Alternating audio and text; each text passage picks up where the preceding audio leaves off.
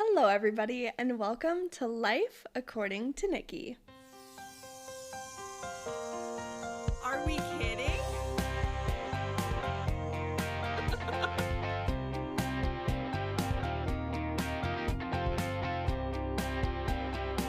Oh my gosh, I love that.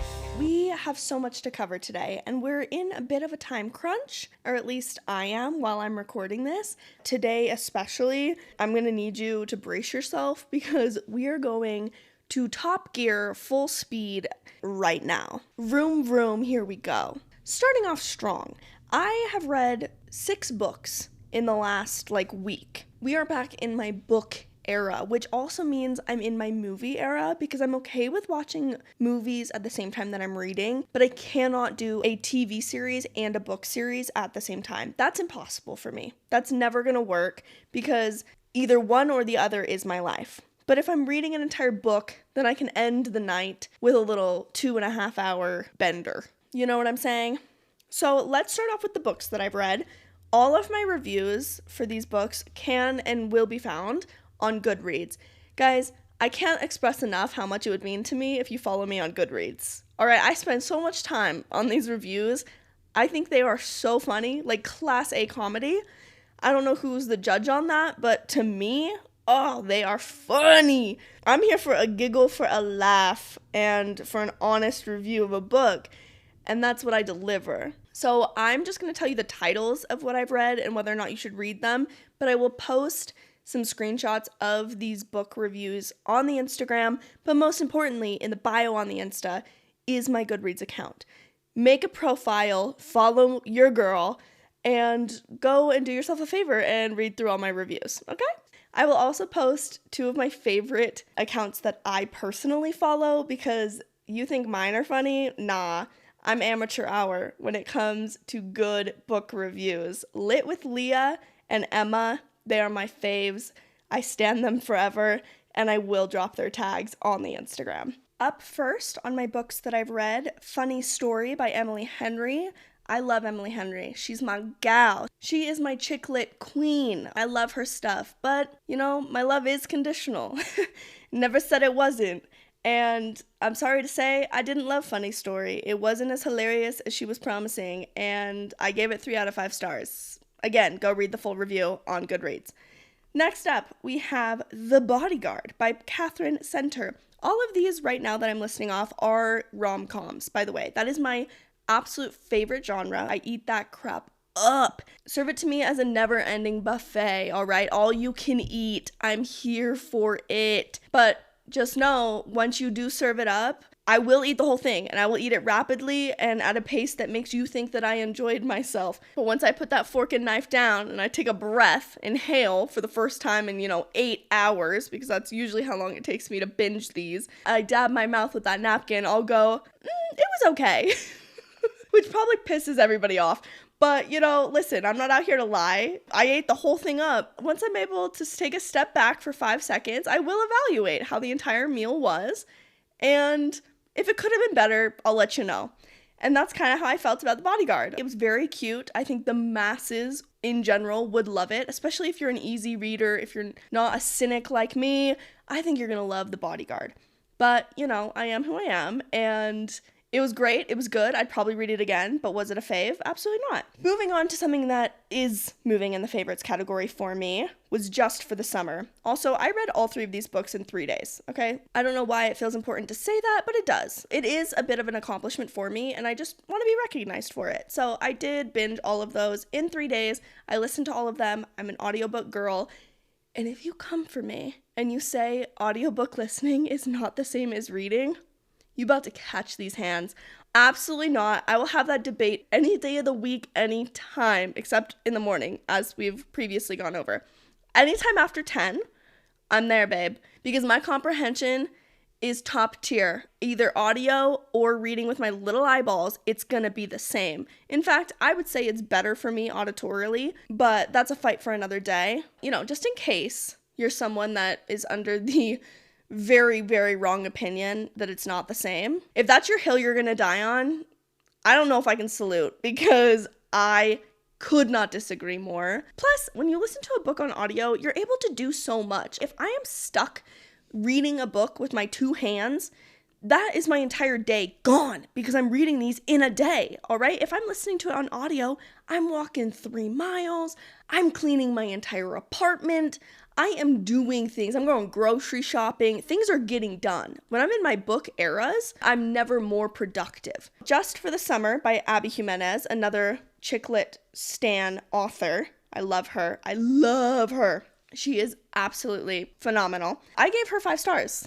I was very generous. I said, here you go, Abby, because she did what I wanted her to do. She delivered. My package came. It was on time. It was the product that I bought. And I was very happy with everything that I read in that story. To follow up Just for the Summer, I read what is probably one of my top favorite books now of all time. I think it entered the top 5 slot, which is huge. Big deal. Bells were ringing, people were running around going, did you hear? She's opening up a spot in her top 5. Trembles were occurring in Earth's surfaces because I decided that a book earned its spot. That book's name is Practice Makes Perfect.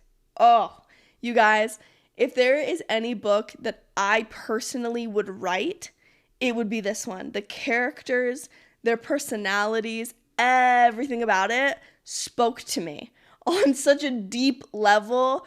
I had butterflies the whole time I was reading. My review of that book is something to behold. Go read it. I loved that book, and I think you should read Practice Makes Perfect. Shout out to my sister-in-law for that one because she was the one that recommended it, and she did good. She did real good with that one. It is hard to recommend things to me. I know I'm the worst, all right? Everyone who knows me tells me all the time. I get it. But in the same breath, they also come at me with nothing but gratitude because they're thanking me for all the great suggestions I give them. It does level out in the end.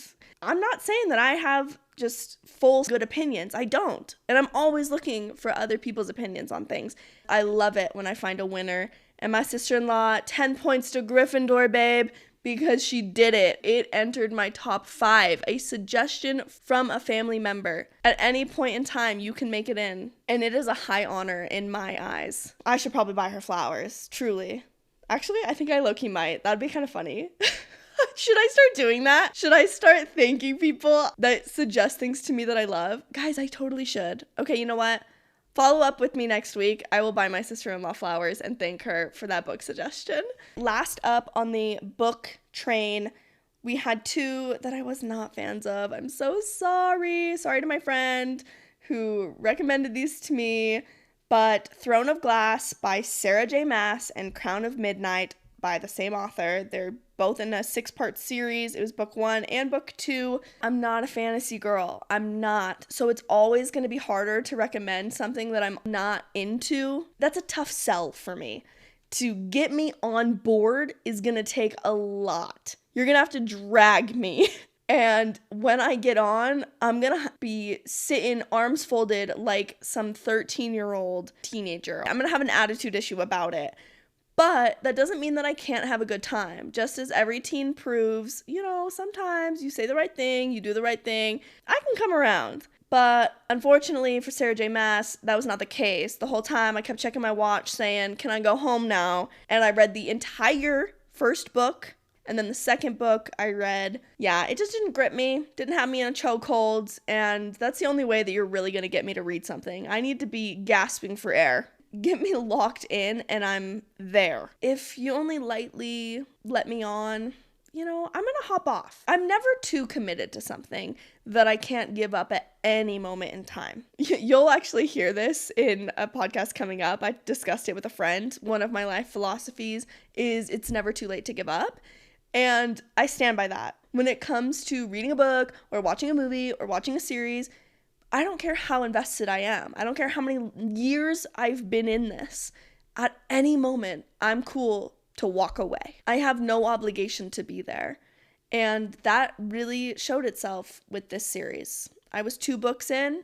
I was really up with the plot, and I said, I'm out, thank you so much. I tipped my wizard hat to all you fantasy lovers, and I bid you adieu. I am gonna need a minute before I'm dragged back on the fantasy train.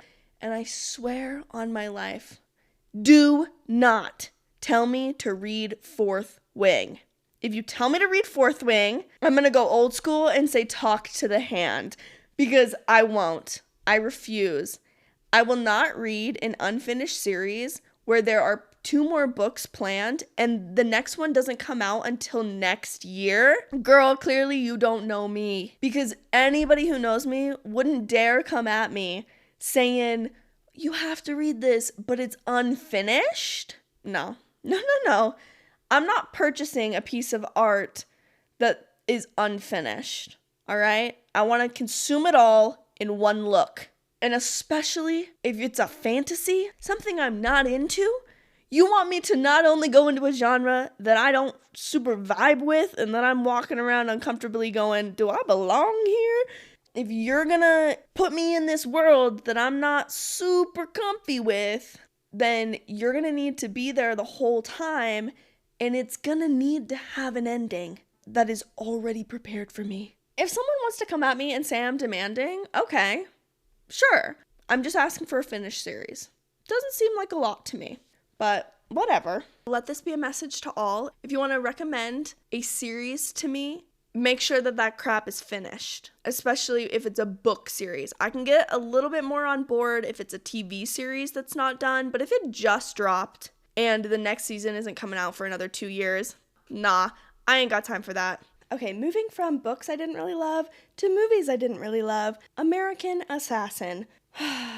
Dylan O'Brien, you and your little trailer on Netflix roped me in, and I sat there for that entire movie, regrettably. Oh, it was so dumb. I was not a Teen Wolf girl, so I don't 100% understand the hype of Dylan O'Brien. From an outsider looking in through the window, sure, I can see it, but I was never in it, you know? This looked enticing. I don't know, it was an impulse watch, and don't watch it, is what I'm trying to say. Personal rating of American Assassin is going to be a 2 out of 10.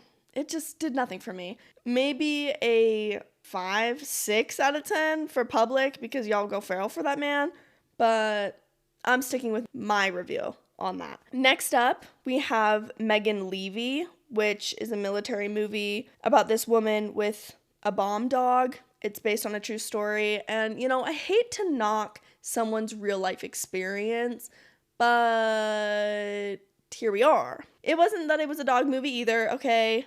I am totally fine liking a dog movie. Get off my back. An obedient animal, I'm here for that all day. The Lucky One with Zac Efron? Yes, give me that dog.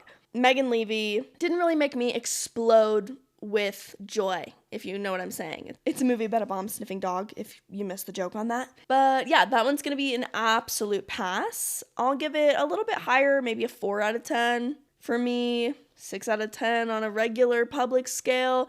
Moving right along, we have The Idea of You. Now, I did post a little bit on my Instagram of my live thoughts while watching this. You guys, I should have freaking known this was a Wattpad story. I feel like a clown. Don't watch it. Oh, it was so terrible. It sucked so bad. The ick was icking. Anne Hathaway is an incredible actress, and I honestly feel terrible for her. This must suck knowing that she did this movie and has to do publicity for it. Ew. I hate that for her. I feel bad. My pity is strong with this one. And the whole thing was a no. There was nothing about it that felt good. There was no chemistry. It wasn't hot. The age difference between the two, nothing about this was hitting any sort of mark. We just went to a shooting range and went pew, pew, pew all over the frickin' place. Not one single target was hit. The only positive thing that I really have to say is Anne Hathaway's stylist was good. There must have been 2 stylists on this movie, because whoever was dressing that man, prison time. Whoever picked out those tattoos, they will be on the Instagram, my stories of what I posted. I want you not at a seat on the table. You don't even deserve the table. I want you behind bars. That was criminal. And the split screen They split this screen about 10 times. I felt like I was watching a 10th grader's film project. That was the one setting that they had learned in their film class. To say they overused it is such a big understatement that I can't even go into it right now. Nothing about that was okay with me. Oh, I was unwell after watching that. I cried real tears of distress from watching that movie. That is not a lie. That is not a joke. It's on film. Me crying watching that movie because it was so bad. Why do these things exist? We gotta stop. I am here at the very least to stop you from watching it. So please, I beg of you, don't. Do not watch The Idea of You. It is not worth it. I will tell you if something is worth the hate watch, okay? There are certain movies, certain things that are worth watching even though they suck, just for the humor, just for the hate, just so you can be in on the joke. This is not one of them, all right? Take it off the list. Get those 2 hours back. Spend it scrolling on my Goodreads. Tell you what was worth my time, though. We got 3 coming in hot. First off, we have May, December, which I watched about 2 months ago now when my friend Kiana told me about it, but I just haven't mentioned it yet on the pod. This movie was a mind trip. I still think about it. It was everything that Kiana said it would be. It is crazy. I cannot believe it's a true story. But what really made me love it was the way it was filmed. The cinematic shots was brilliant. It was just so well made. You have so many questions that go unanswered. The way that the camera angles were set and the mood of the music made you feel like you were peeking through the curtains on this story. Oh, it was amazing. I loved that they made us feel as an audience like we were just getting the same view as this actress. We weren't really getting anything more than what you can see. It was phenomenal. I loved it. It was disturbing, for sure. It had me reeling, but I loved it. Very high rating for me. It is going to be on my scale an 8.5. And on the regular public, I'm going to go 7. Because again, this is one of those topics, one of those artsy-fartsy movies that I don't think everybody's into, not everyone appreciates. It doesn't have a ton of in-your-face entertainment value, which I believe a lot of you guys like. But if you want something deep, something that's going to twist your mind, a conversation starter, something that when you finish, you kind of have to sit there and go, what did I just watch? Then this is the movie for you. May, December on Netflix. Lastly, I watched King Richard. I finally did it. The Serena and Venus Williams story about their dad. I'm going to be honest, don't know a ton about tennis, but I feel about 10% smarter on the game after watching this. I was very interested because I didn't realize how much of the story was truly just going to be Venus and not Serena. So that was fascinating to me, but holy crap, such a good movie. I really enjoyed it. It's on Netflix. It's also on HBO Max. It really brings up the question of how much of it was natural born ability or how much of it was him telling them at such a young age that they would have that natural born ability. I don't know, I feel like there could be a really good debate made on how much influence you really can have on children when you tell them that they're going to be great and when you allow them a childhood and when you develop their skills. I really enjoyed it. I thought it was phenomenal. I love that it's a true story. And Will Smith, such a good actor. Okay, the last movie that I'm going to talk about, I just watched. Okay, as in an hour ago, I just exited the theater from watching Fall Guy with Ryan Gosling and Emily Blunt. You guys, anybody who wants to come at me and say that I'm a hater and that I should just be able to be entertained and I take the fun out of everything, none of those statements can stand on solid ground because I loved The Fall Guy and this was a purely entertaining movie. It was so fun. They teetered that line of being so unrealistic and cheesy, but also actually so good and funny. They walked it like it was their job. And I believe that it was. With it being a stuntman thing, it was so funny. It's going to sit in the same camp as Argyle for me, where absolutely enjoyed myself, and I don't care what anybody else thinks. I was here for the vibes, and the vibes were so freaking high. I will say at the beginning, if I'm gonna be annoying about it, the camera, how fast it spanned for a good 15 minutes was irritating the actual crap out of me and was giving me a headache. I was like, can we hold the camera still, please? This is actually upsetting me. But once we got past that, really the writing is what made this movie. Whoever wrote that script, applause to you, because it was so funny. It was so witty. Ryan Gosling and Emily Blunt, they were so good in this. Their chemistry and the way they delivered their lines between each other, the characters that they portrayed, it was so freaking believable. I loved everything about it. I was having a blast, giggling away in this empty theater with my friend. No one was there. It was like us and a couple other old people because we went in the afternoon. I love an afternoon movie. But anyways, it was absolutely amazing, and I highly recommend Fall Guy. On my personal scale, I'm going to give it a 7 out of 10. It was so solid. I will definitely watch it again. And on everybody else's, I'm going to go high and say most people are going to be very entertained by this. We're going to go 8 for Fall Guy. We are now entering one of my favorite segments, which is just me reading the random thoughts that I have written down on my phone over the past few weeks and discussing them far beyond the point that they need to be discussed. Are we ready? Okay, first off, people whose car alarms go off for more than 5 seconds without you turning it off, you're done. Get it together. How is your car alarm going off while you're inside? How's that happening? Heaven knows no one's robbing you. And how are you allowing it to eternally ring without checking if it's your car? If you know that your car has an alarm and you're hearing the alarm from a vicinity near your apartment, how about you go check? Because this whole thing of allowing it to ring for 15 minutes before somebody shuts that crap down, oh, you're done. Absolutely not. If you're a neighbor of mine, we ain't friends no more. If I had to listen to your car alarm go off for more than 10 seconds, you cannot borrow a cup of sugar. Our relationship is severed, all right? You're going to have to mend that before you can come into my good graces again. That is where I draw the line. I do not do well with sudden loud noises, which I know is shocking because I basically am a human version of a car alarm. I may be a hypocrite, but at least I know when to shut off. Get your remote and turn your car off. Can we imagine at what moment in time I wrote that note on my phone?